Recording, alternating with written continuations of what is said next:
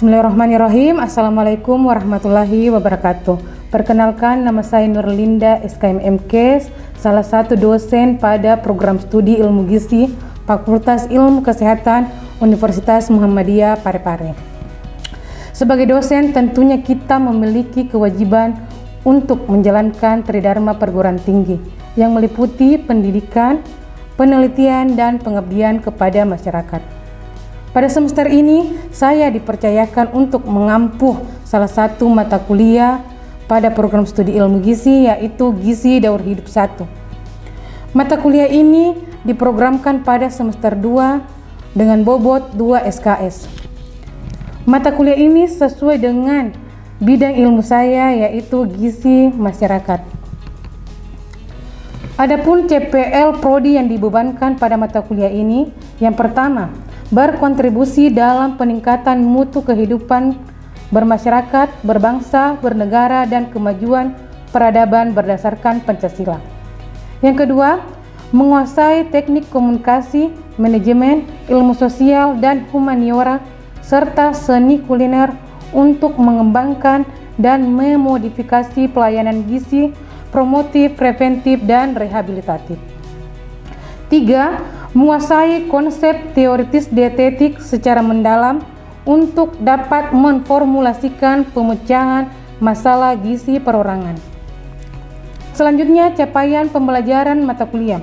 Yang pertama, mahasiswa mampu memahami konsep gizi dalam daur kehidupan.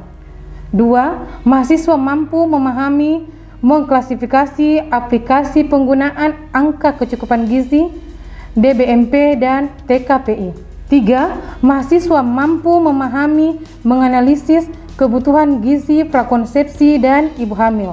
Adapun deskripsi mata kuliah Gizi Daur Hidup memfokuskan pada pemahaman mendalam mengenai kebutuhan gizi yang berbeda-beda pada setiap tahap kehidupan manusia, dimulai dari masa prakonsepsi, kehamilan, bayi, anak-anak, remaja, dewasa, hingga lansia. Selanjutnya, model pembelajaran yang saya terapkan pada mata kuliah ini, yaitu Delivery, Interaction, dan Assessment atau biasa disingkat dengan DIA, di mana delivery merupakan proses penyampaian materi kepada mahasiswa secara baik, efektif, dan efisien, sehingga mahasiswa mampu dengan mudah memahami materi yang kita sampaikan. Selanjutnya, Interaction, di mana interaksi antara dosen dan mahasiswa maupun mahasiswa dengan mahasiswa melalui forum diskusi dan tanya jawab dalam kelas agar mahasiswa lebih aktif dalam proses pembelajaran. Selanjutnya, assessment, yaitu memberikan penilaian terhadap mahasiswa dengan pemberian tugas, kuis, ujian tengah semester, dan ujian akhir semester yang bertujuan untuk mengetahui kemampuan mahasiswa memahami materi yang telah disampaikan. Adapun sistem penilaian yang saya terapkan pada mata kuliah ini sesuai dengan yang telah disepakati pada kontrak perkuliahan. Yang pertama, kehadiran dan keaktifan 20%, kuis 15%, tugas individu dan kelompok 15%, ujian tengah semester 25%, dan ujian akhir semester 25%. Baik, pada kesempatan kali ini izinkan saya untuk memaparkan video pengajaran saya. Bismillahirrahmanirrahim. Assalamualaikum warahmatullahi wabarakatuh. Waalaikumsalam warahmatullahi wabarakatuh. Bagaimana kabarnya adik-adik semua hari ini? Alhamdulillah baik. Baik. Nah, pada hari ini ya, kita sebelum untuk mengawali pembelajaran kita hari ini, sebaiknya kita mulai dengan doa, ya. Silahkan Melda untuk memimpin doa. Silakan, Dek. Teman-teman, sebelum mulai perkuliahan, mari kita berdoa bersama-sama. Berdoa dimulai.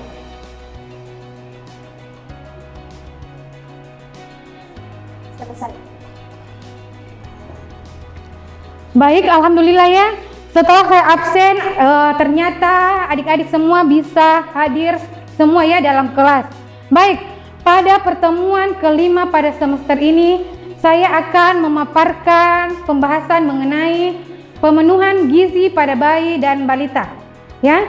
Tapi sebelum itu saya mau mengetahui dulu, apakah adik-adik masih mengingat mata kuliah atau pembahasan kita minggu lalu, ya? Ada yang bisa jelaskan pembahasan kita minggu lalu pada pertemuan keempat mengenai gizi prakonsepsi dan gizi ibu hamil? Ada yang bisa menjelaskan? Saya, Ibu. Ya.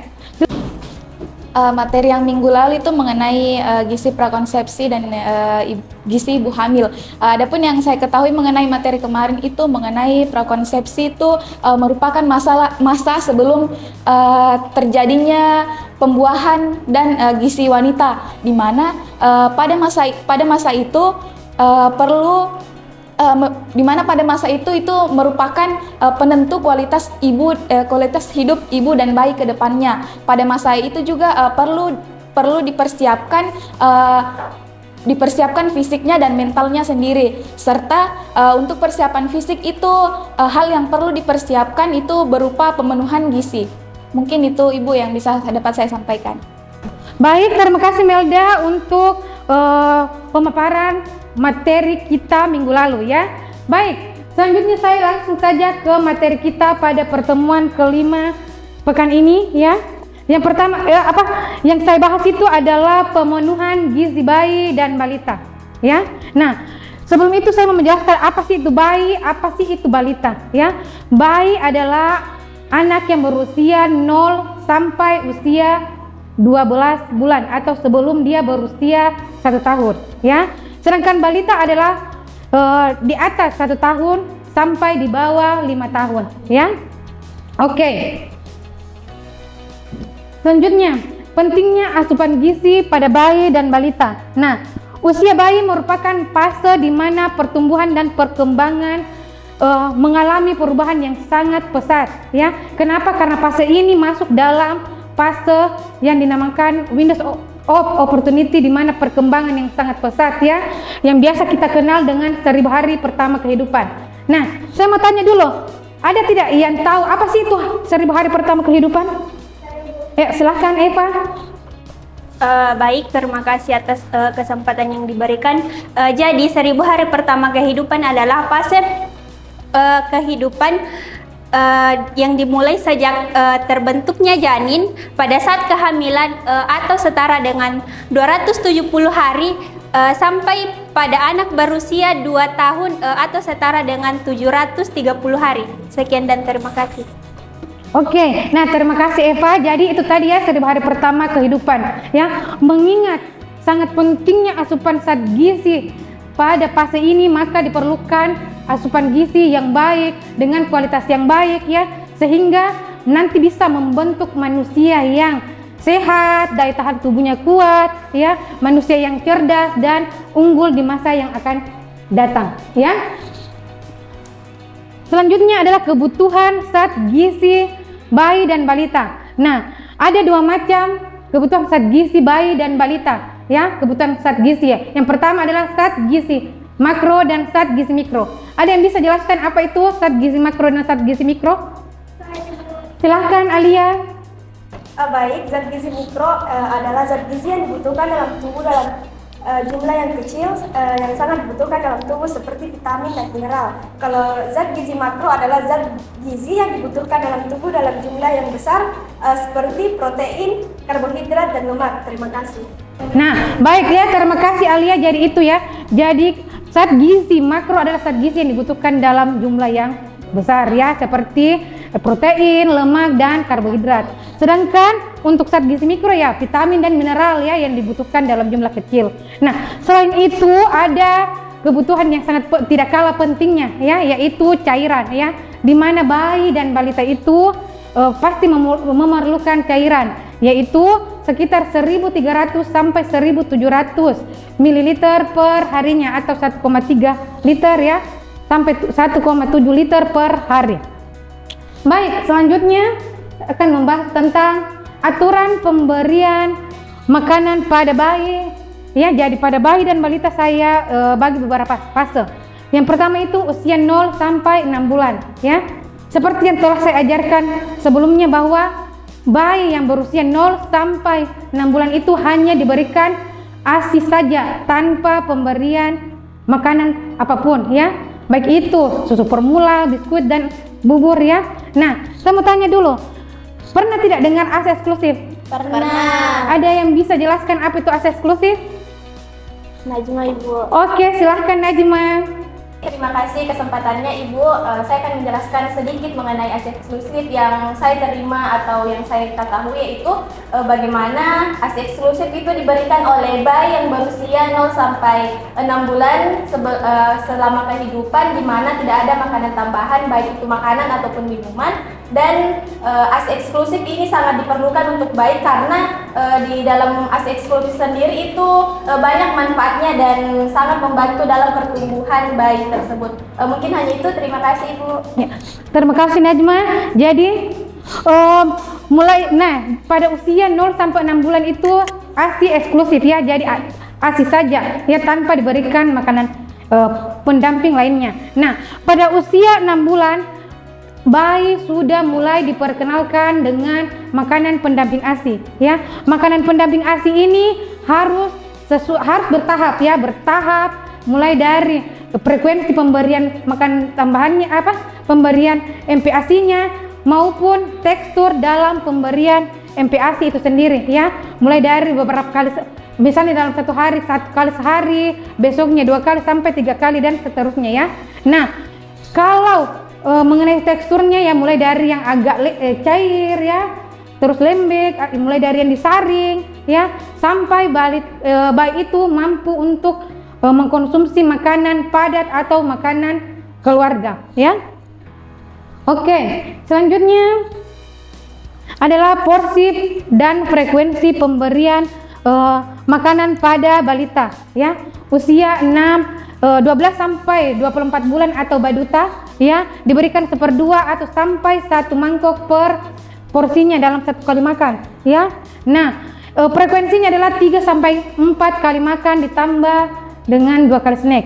Nah, selanjutnya usia 2 sampai 5 tahun ya, dimana 1 sampai 2 mangkok per porsinya dengan frekuensi 3 kali makan utama ditambah dengan 2 kali snack. Nah, snacknya ini ya bukan kerupuk, bukan apa ya, tapi ya biskuit bayi atau buah-buahan ya. Walaupun beberapa tahun ke belakang ini banyak tenaga kesehatan yang mengatakan bahwa balita itu jangan terlalu sering diberikan buah. Kenapa? Karena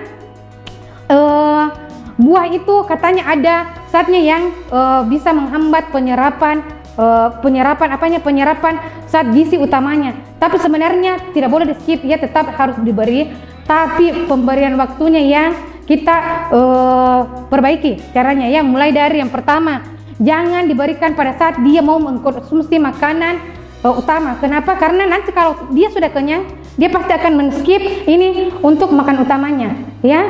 Nah, juga jangan diberikan pada saat setelah makan, waktunya berdekatan. Berikan dia jarak antara 1 sampai 2 jam lah setelah mengkonsumsi makanan utama, sehingga dia tidak mengganggu penyerapan zat gizi ya, zat gizi utamanya seperti protein, zat besi ya, karena kalau buah-buahan kan tinggi tanin atau apa ya, sehingga bisa menghambat penyerapan zat besinya ya. Oke, selanjutnya jenis makanan yang dianjurkan dan yang dihindari. Pertama adalah makanan yang bergizi seimbang dan berprotein tinggi ya. Nah, kenapa yang seimbang itu yang seperti apa sih? Apakah seimbang protein, lemak, karbohidrat, protein, lemak, vitamin dan mineralnya? Tidak ya, jadi harus sesuai dengan porsinya ya. Saya sudah mengirimkan adik-adik tadi tabel AKG ya, di situ adalah angka kecukupan gizi untuk mengetahui seberapa banyak yang dibutuhkan ya asupan gizi per harinya. Nah, terus protein tinggi ya, seperti kita ketahui bayi dan balita merupakan periode emas ya, periode pertumbuhan dan perkembangan yang secara pesat, sehingga dibutuhkan protein sebagai zat pembangun untuk mengoptimalkan pertumbuhan dan perkembangan itu sendiri. Selanjutnya yang dihindari ya, makanan olahan, makan siap saji. Kenapa? Karena makanan tersebut bisa saja tinggi pengawet ya, terus bahan makanan tambahan yang bisa berdampak negatif terhadap tubuh bayi dan balita ya. Selanjutnya makanan yang tinggi gula dan garam ya. Jadi bayi dan balita itu diusahakan untuk jangan terlalu cepat diperkenalkan dengan rasa manis dan gurih, asin ya. Kenapa? Karena ini akan berdampak pada bayi dan balita tersebut akan pilih-pilih makan ya, pilih-pilih makan, bahkan gerakan tutup mulut ya, kenapa? Karena dia sudah bisa memilih-milih makan yang mana dia ada rasanya dan yang mana makanan yang hambar rasanya atau tidak terlalu berasa ya. Jadi pasti dia pilih makanan yang manis ya, seperti es krim atau coklat ya, pasti seperti itu. Nah, terus masalah pemberian makanan pada bayi dan balita. Yang pertama itu hambatan dalam pemberian ASI eksklusif ya. Ini banyak juga dramanya ya. Mulai dari ASInya yang tidak keluar lah, ASI yang tidak dianggap cukup lah, putingnya yang luka lah. Oleh karena itu ya perlu edukasi bagaimana caranya untuk memberikan edukasi supaya bagaimana produksi susunya baik ya, bagaimana peletakannya supaya ASInya payudaranya tidak lecet atau bermasalah ya. Yang kedua, pemberian ASI yang terlalu dini ya. Pemberian ASI terlalu dini baru 4 bulan sudah diberikan makanan pendamping ASI ya, atau di atas dari 6 bulan diberikan. Nah, kalau diberikan terlalu dini bukan takutnya tapi memang pasti organ pencernaan bayi itu kan pasti belum siap ya, sehingga bisa saja dia diare atau sembelit ya. Nah, kalau diberikan pada di atas 6 tahun, dia pasti akan karena kan ASI walaupun banyak ASInya tapi pasti kualitasnya itu pasti berbeda dengan 6 bulan sebelumnya ya. Kenapa? Karena pasti asupan gizi yang dibutuhkan bayi itu pasti juga pasti dibutuhkan dari makanan pendamping ASInya, dibutuhkan dari luar ya. Yang ketiga, pemberian ASI yang tidak sesuai dengan pedoman, baik itu frekuensinya ya, terus caranya kita memberikan MPASI ya. Jangan dipaksa kalau balita tidak mau ya. Bagaimana caranya kita membujuk, dan teksturnya harus kita perhatikan, jangan terlalu keras dan juga terlalu lembek ya. Selanjutnya, anak mulai memilih-milih makanan dan gerakan tutup mulut ya. Anak yang memilih-milih makanan dan gerakan tutup mulut ini tadi berkaitan dengan itu, terlalu cepat diberikan makanan yang berasa ya, tinggi gula, tinggi garam ya, sehingga anak-anak tahu oh yang mana makanan yang manis, mana yang asin atau gurih ya, sehingga ya pasti ada gerakan tutup mulut. Nah, gerakan tutup mulut juga ini lebih kepada juga pola asuhnya ya. Kenapa? Cara pemberian makan sampai ada kasus itu bayi itu atau balita itu dia trauma makan ya. Kenapa? Karena mungkin cara pemberian makan orang tuanya itu mengakibatkan anaknya itu trauma terhadap makanan utama ya. Oke, selanjutnya masalah gizi pada balita. Nah, ini masalah gizi pada balita, terutama kita di Indonesia masih sangat tinggi angka stunting ya. Bulan April atau Maret lah kemarin itu keluar survei kesehatan Indonesia di mana status stunting kita hanya turun 0,1% ya, yaitu 25,5%, dan di mana targetnya itu adalah 14% ya, dan itu belum memenuhi target. Nah, di sini ada pertama KEP, kadang kita kenal dengan KEP atau MEP, malnutrition, energi protein ya.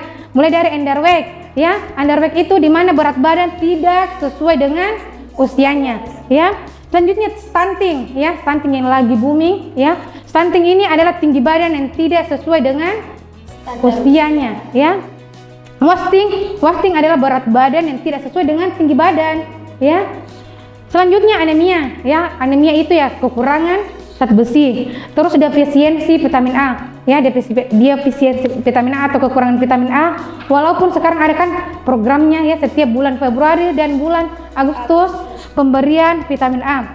Selanjutnya defisiensi iodium ya. Jadi kalau iodium ini kita peroleh dari makanan yang bersumber dari makanan laut ya, ikan-ikan ya, seperti itu, bukan dari garam ya. Kalau mahasiswa saya tanya, iodium itu dari mana? Dari garam, bukan ya. Jadi iodium itu banyak dari makanan laut ya. Selanjutnya obesitas itu ya harus sesuai ya, sesuai tadi ya, harus sesuai dengan angka kecukupan gizinya, jangan terlalu berlebihan jangan terlalu sering mengkonsumsi gula karena dapat mengakibatkan obesitas. Ya, selanjutnya penyakit infeksi. Ya, penyakit infeksi paling banyak diderita oleh bayi dan balita, yaitu apa? ISPA, infeksi saluran pernapasan atas, ya, atau akut, ya.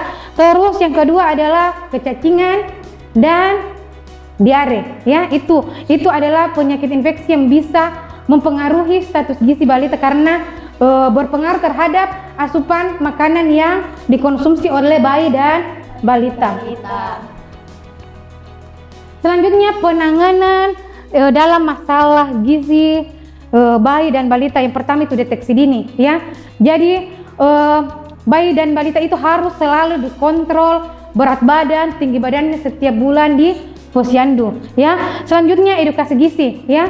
Jadi semua ibu hamil atau ibu yang memiliki bayi dan balita itu harus selalu diberikan edukasi, ya, bagaimana cara pola asuh yang baik, bagaimana cara pemberian MPASI yang baik, bagaimana cara mengolah makanan yang bergizi, ya. Selanjutnya penanganan medis. Nah, penanganan medis ini apabila bayi atau balita itu mengalami masalah gizi, ya harus segera ditangani oleh tim atau fasilitas kesehatan, ya, dibawa ke fasilitas kesehatan, dibawa ke puskesmas atau rumah sakit untuk diberikan intervensi gizi, ya. Selanjutnya adalah dukungan keluarga, ya. Jadi dukungan keluarga ini sangat diperlukan untuk masalah gizi pada bayi dan balita, ya. Baik itu pada masa pada saat menyusui sampai masa bayi dan balita itu ya, mulai dari ini dukungan keluarga secara fisik, finansial untuk memperoleh makanan yang bergizi dan sehat, ya. Baik, mungkin itu saja ya yang saya sampaikan. Adapun kesimpulan, ya, dari materi yang saya sampaikan adalah penanganan masalah gizi bayi dan balita itu harus selalu kita perhatikan, ya. Kenapa? Asupan gizinya, ya, yang diperhatikan adalah asupan gizi yang baik dan adekuat sehingga dia bisa membantu untuk pertumbuhan dan perkembangannya, ya. Terus yang kedua adalah selalu memonitoring, ya, memonitoring berat badan dan tinggi badannya, ya, sehingga kita mengetahui masalah apa. Kalau ada masalah cepat dideteksi, ya. Kalau ada masalah apakah berat badannya tidak bertambah setiap bulannya, ya, atau dia mengalami masalah stunting misalnya, tinggi badannya tidak bertambah atau panjang badannya tidak bertambah, ya, itu bisa dideteksi dengan senantiasa memberikan di monitoring, ya, di monitoring status gizinya. Yang selanjutnya adalah dukungan keluarga yang paling penting, ya. Dukungan keluarga ini meliputi dari emosional, ya, bagaimana mentalnya, ya, mental seorang ibu. Selanjutnya dukungan finansial untuk memperoleh zat gizi yang berkualitas, ya, dan masih banyak lagi, ya. Baik, saya rasa cukup, ya, untuk hari ini pada pertemuan kelima kita. Sebelum itu saya akan memberikan tugas kepada adik-adik, ya. Tugasnya adalah mencari jurnal, ya, 3 jurnal mengenai masalah gizi bayi dan balita, ya, 3 ini. Nah, referensinya itu jurnalnya itu adalah 3 tahun terakhir, ya, berarti mulai dari tahun 2021, ya. Nah, tugas ini dikumpulkan pada pekan depan, ya. Baik. Oke, saya rasa cukup. Ada yang ingin ditanyakan? Oke, kalau tidak ada, saya rasa cukup untuk pertemuan hari ini. Terima kasih. Billahi bisabil haq, fastabikul khairat. Assalamualaikum warahmatullahi wabarakatuh. Waalaikumsalam warahmatullahi wabarakatuh. Terima kasih, Bu.